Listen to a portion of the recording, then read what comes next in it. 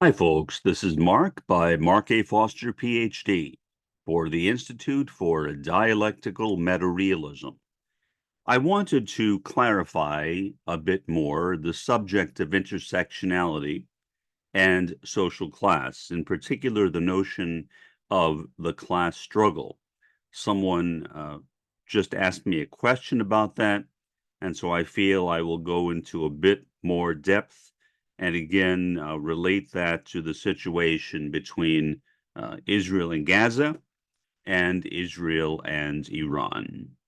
Um, Intersectionality, as I use the term as an intersectional Marxist, refers to social class. So, in my view, there is no difference between social class and intersectionality.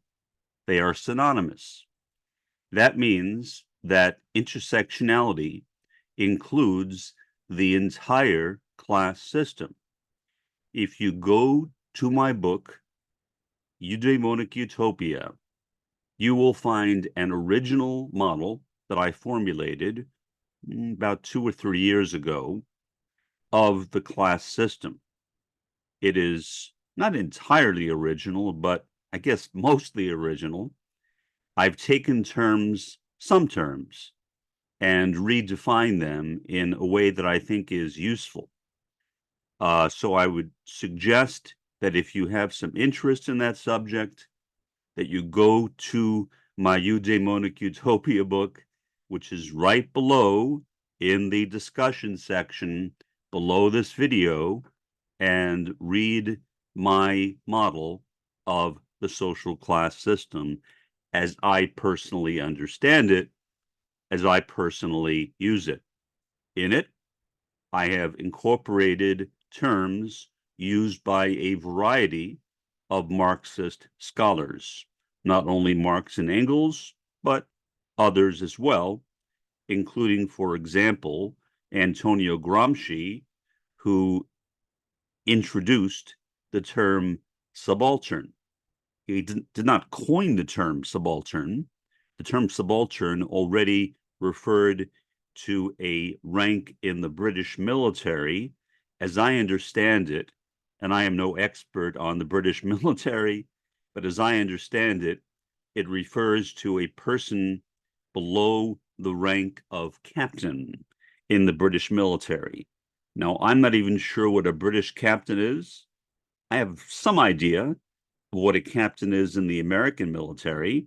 Whether that is the same in the British military, I literally have no idea. Maybe, maybe not. But if you're interested, I guess, in that, you can find out. Let me know. I'd be happy to find out.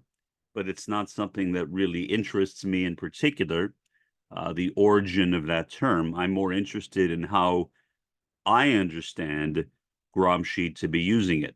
And there is a lot of disagreement over what Antonio Gramsci meant by the subaltern. Some people think he was referring simply to the proletariat. Other people think that he was referring to a social class below the proletariat, which is my view. That class, for example, would include the peasants of China. And of course, the Chinese Revolution was a peasant revolution. Was there a concept of a peasant revolution in the writings of Marx and Engels? No. But again, scientific socialism is not limited to Marx and Engels.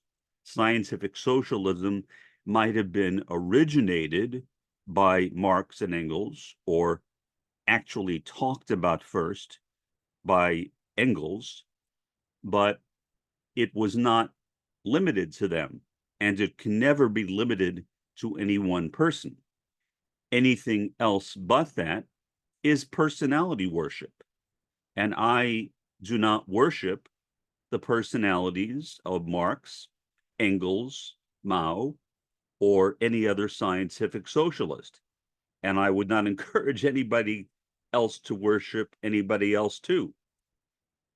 A scientist any kind of scientist focuses on data, on methodology, on how you collect data, on how you base your research upon theory, and how you develop hypotheses from theory, and you test those hypotheses to see if they are supported, and you test the hypotheses, therefore, to see if the theory is supported, because since the hypotheses are derived from the theory, then presumably by supporting the hypotheses, you are indirectly supporting the theory. Now, that was a diversion from what I wanted to talk about, but I thought it needed to be said nevertheless. But now back to the main topic at hand, the subject of intersectionality in relationship to class and class struggle. So, if intersectionality is the same as class, then there is no need to make any kind of distinction between class and intersectionality. I realize I just said the same thing in two different ways, but I did it for emphasis. So, point is that if intersectionality is class, then focusing on class and understanding class means that you understand intersectionality. That is my view.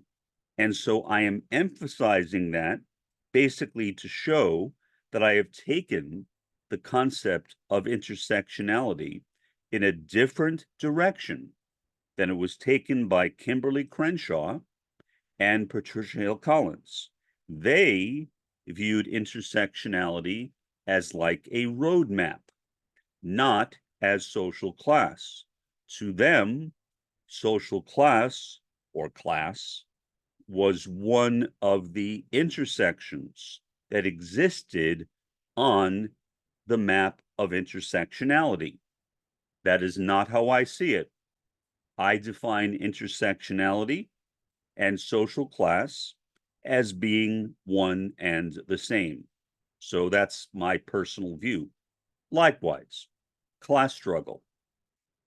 Class struggle, if indeed we ever have one, and I really hope we have one. A lot of people on the right talk about class warfare and how the left promotes class warfare. The only people that I know that promote class warfare are Marxists. Maybe some anarchists do as well. But it is the left, meaning left with a capital L. I am not aware of any liberals or progressives that promote class warfare, at least not how I would define that term. Class warfare is a concept that was used in the writings of Marx, Engels, and subsequently by other scientific socialists. I believe in class warfare. I love class warfare. I wish that we were having class warfare right now. And I am really, really sad that we are not.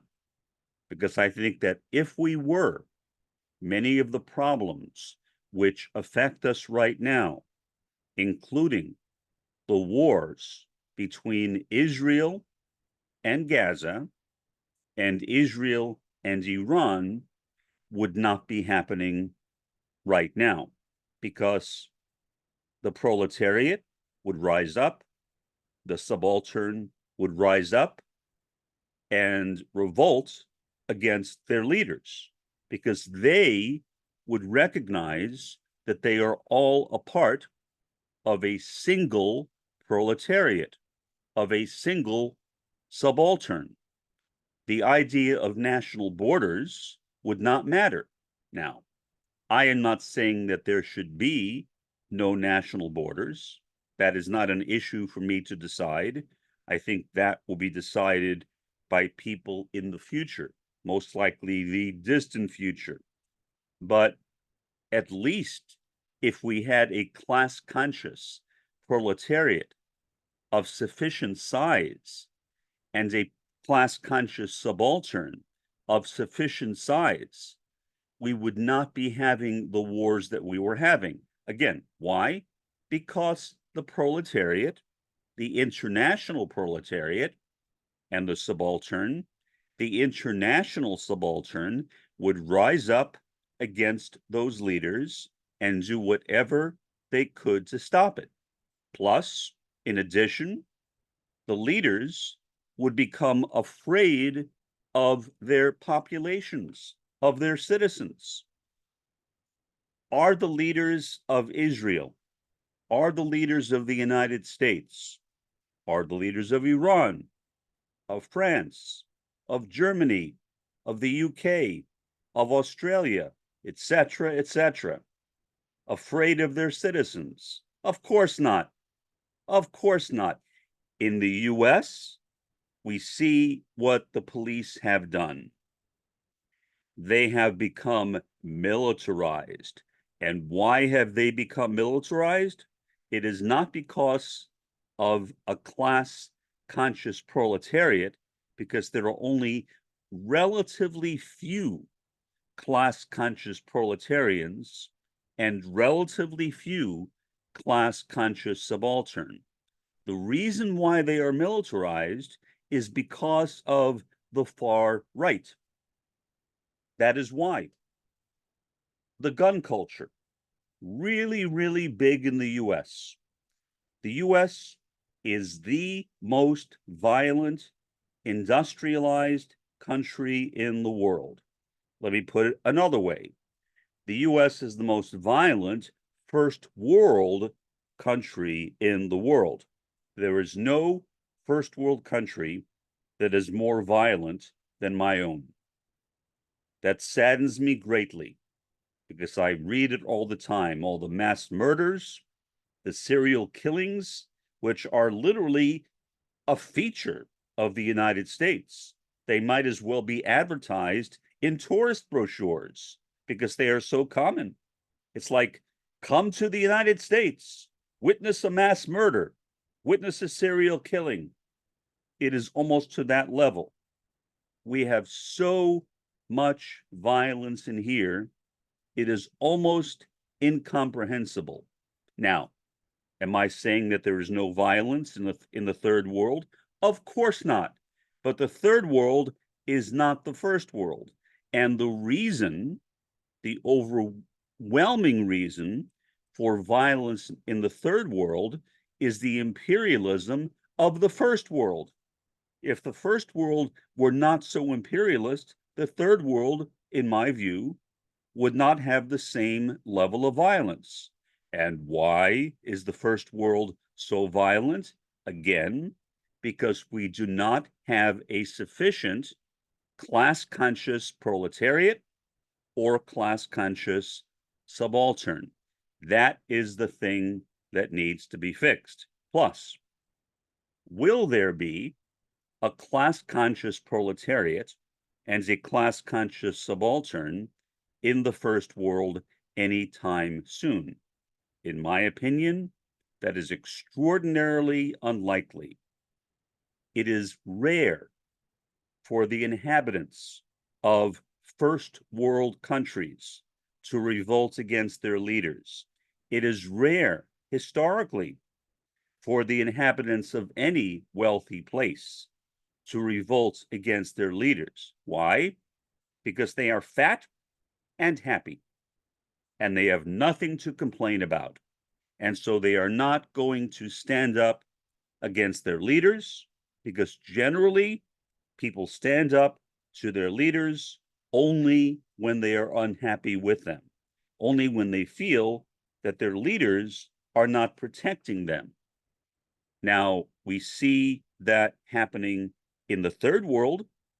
We see revolutions of sorts or coups d'etats of sorts happening in the third world, but not in the first world.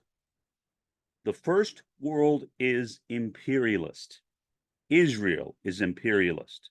The US is imperialist. The US is the king or queen of imperialism. Haiti, Cuba, Gaza are not imperialist. They are the victims of imperialism. And as the victims of imperialism, they are the ones most likely to initiate class struggles or revolutions. So intersectionality refers to the entire class system, whether of the world or of a particular society.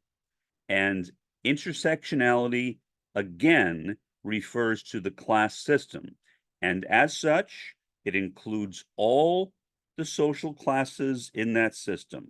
And again, if you want to know what I mean, go to my book, Eudaimonic Utopia, linked right below this video. You can read it and see what it is for yourself. But we are really living in desperate times. We are living in times that I think are literally without any historical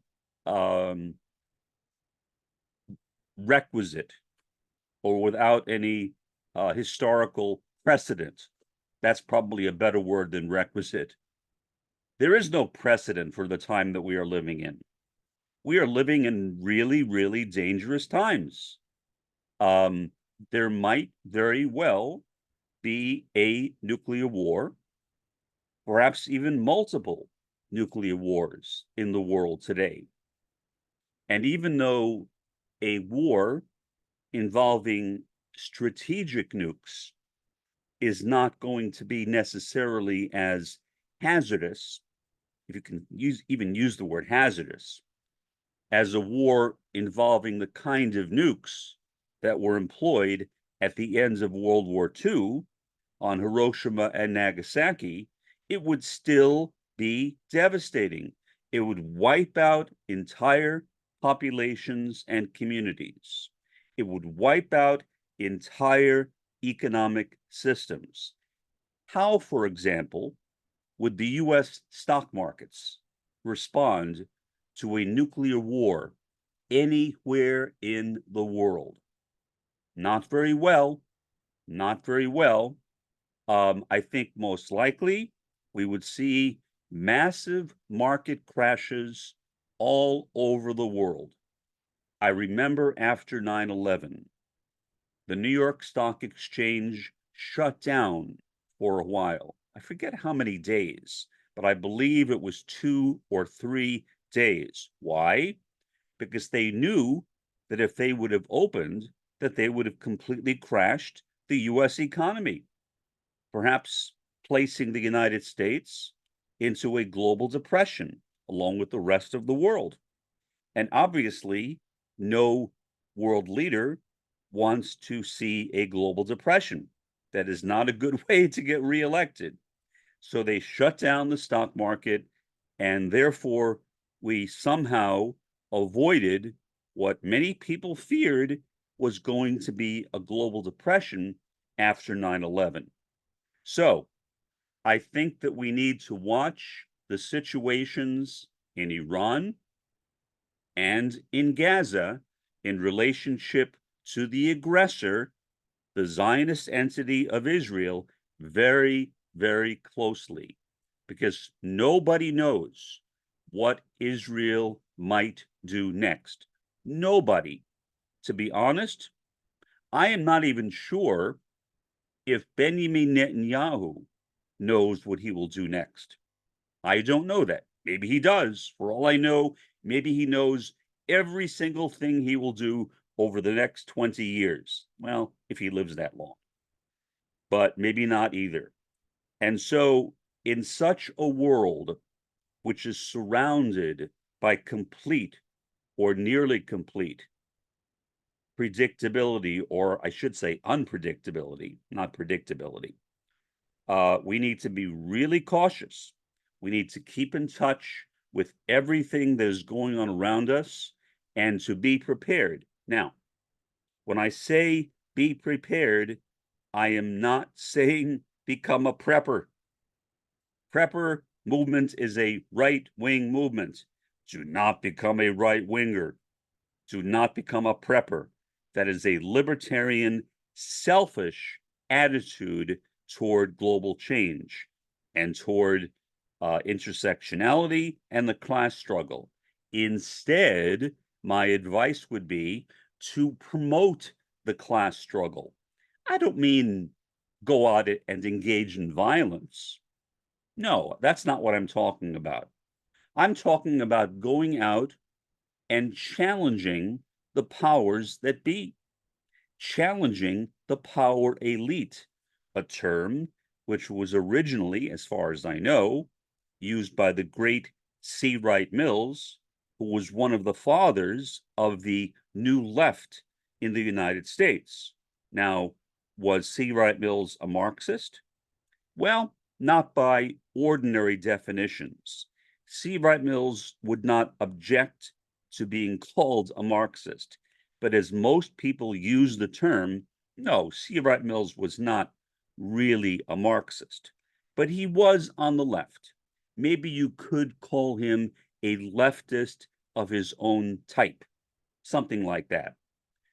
But he coined the term, as far as I know, power elite.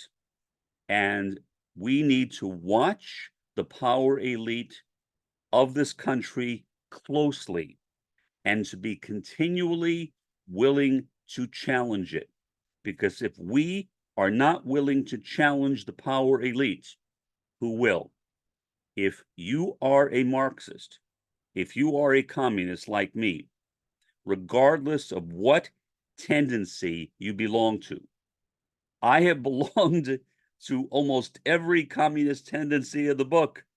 So I am not the person to complain about someone's communist tendency. I am now, thankfully, a Maoist third worldist because I see that as the solution to our problems. But I have no objection to anybody, regardless of what their communist tendency is. If a person is doing their job as a communist, which is to promote revolution, regardless of what communist tendency they identify with, I love you. I want to meet you. I wish you good luck in your activities. But we don't see that yet. And in my opinion, until the first world comes down crashing all around us, the opportunity for the third world, not the first world, but the third world to develop revolutions and actually fight them, the proletarians and the subaltern in the third world to fight revolutions, then those revolutions will never happen. They need to be initiated and powered by the third world. Eventually, perhaps, the first world might join in. I don't know that.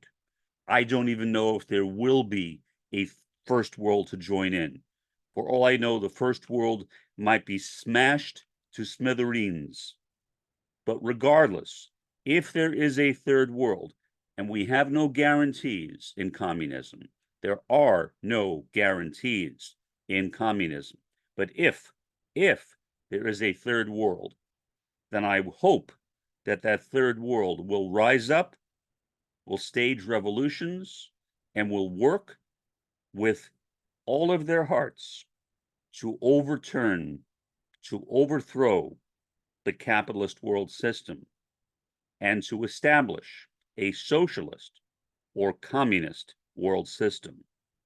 But again, class struggle begins with the proletariat and the subaltern. We cannot rely upon any other social class. As someone just pointed out to me, they are likely to betray us. Whatever they might say, they cannot be relied upon. We can only rely upon ourselves. If you are a communist, if you are a socialist, rely upon yourselves and your comrades. And that is it. Do not trust someone in the bourgeoisie to do the work for you, because I can tell you this, whatever they might do will not be in your interests and will not be in mine. For the time being, this has been Mark by Mark A. Foster, Ph.D., for the Institute for Dialectical Meta-Realism. Have a pleasant day and an even better day tomorrow.